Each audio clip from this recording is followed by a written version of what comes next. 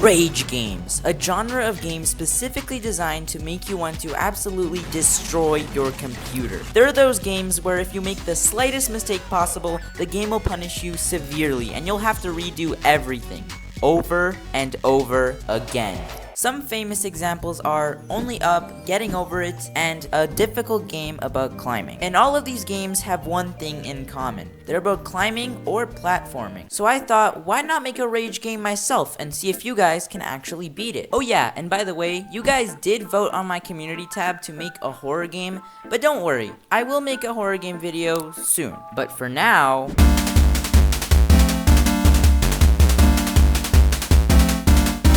Alright, before I even start creating the project, I need an idea. All the other rage games involve climbing, so I figured why not stick with that? But how can I make mine unique? I thought about it for a bit, and then it hit me. What if the ground was slippery ice? The player would have to climb, but the environment would be super slippery. And if they fell or died, they have to restart all their progress. It's perfect. I thought, yeah, that sounds interesting, but I still need a character for the game. And after some thinking, I went with a penguin. Because penguins live on ice and slip and fall, and that's funny.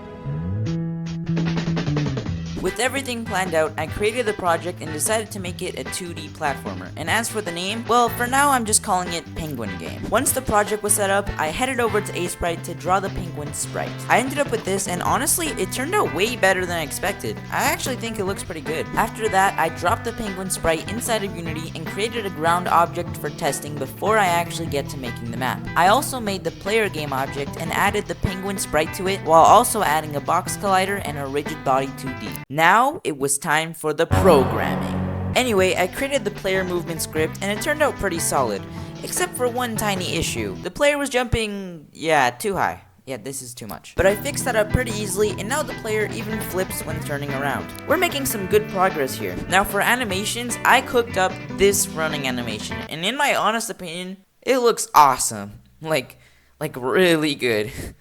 Seriously, I'm very proud of this. Then I actually added the animation to Unity and coded it so when the player is moving, it would trigger a perimeter that would play the running animation. Then I made the jump animation with a cool bubbly effect when the player presses jump to add more life to the game. Now, for the next hour, I tried getting some things from the Unity asset store like this tree pack or this weather pack, but I ended up never using them. Literally none of them. I used none of them. So yeah, good job, Past Sam. But something that I did that actually mattered was getting to work on the tile map, which is basically the little blocks that I used to build the map of the game. And I'm happy to report that it actually looked pretty fire. Or I guess ice. Either way, I thought it looked pretty good. Then I dropped the ice tile map into Unity and used the sprite editor to slice it up into 16 by 16 individual sprites. After that, I finalized the tile map and now I had a solid way to build the map for my game.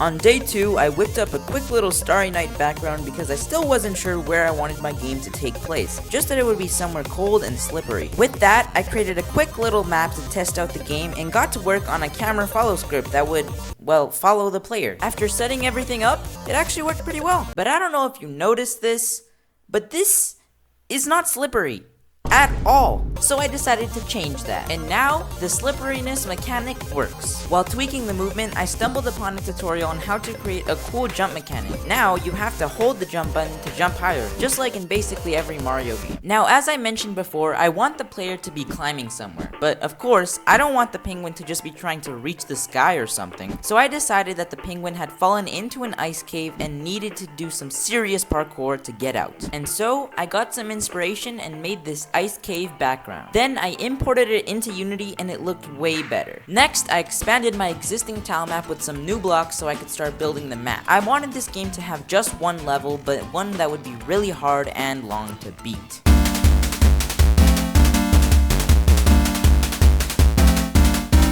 On day 3, I started working on what would eventually become the final version of the Ice Cave map. I also added spikes that would kill the player, though for now they didn't do anything. Also, one of the elements that makes this game actually challenging, aside from the slippery ground, is that players can barely make this 3-block jump. It seriously took me a few tries just in this starting area, and I fell a lot. Just imagine that with spikes underneath. Then to upgrade the graphics of the game and add a more creepy vibe, I added lighting to make the cave look dark but added a light source around the player. To take advantage of the new lighting, I created a torch with a fire animation that casts an orange light around it, adding more depth to the game. Then I placed them in various areas around the map to make it feel a little bit more realistic. With that done, I wanted to introduce some sort of currency that the players could collect, but I didn't want to make it something boring like a coin. So I did some research on what penguins eat, and it turns out it's mostly fish. I decided to add a shiny fish as a collectible in the game. To top it off, I created this super cool animation that shows the counter for how many fishes you collected, triggered only when you grab one. I also expanded the map a little bit because I wanted the ice cave to be pretty tall. I also decided to name the game Frozen Frustration and created a main menu by copying the game over screen. Later, I designed this cool logo for the game, which I think looks pretty clean. I spruced up the main menu by using the new logo. I also added a simple yet effective pause menu. Of course, I continued building up the ice cave, but I don't want to reveal too much. I want it to be a surprise. Not that you'll even reach the top of the ice cave unless you play on Baby Mode. I started working on this mode, which includes checkpoints, while the normal mode doesn't have any. However, the normal mode will feature an exclusive windscreen. Oh, and I also added this sick death animation with red particles. It's actually the first time I've ever used particles, I think. Then I created a cool little icon for the game, and after that I finally added music and sound effects.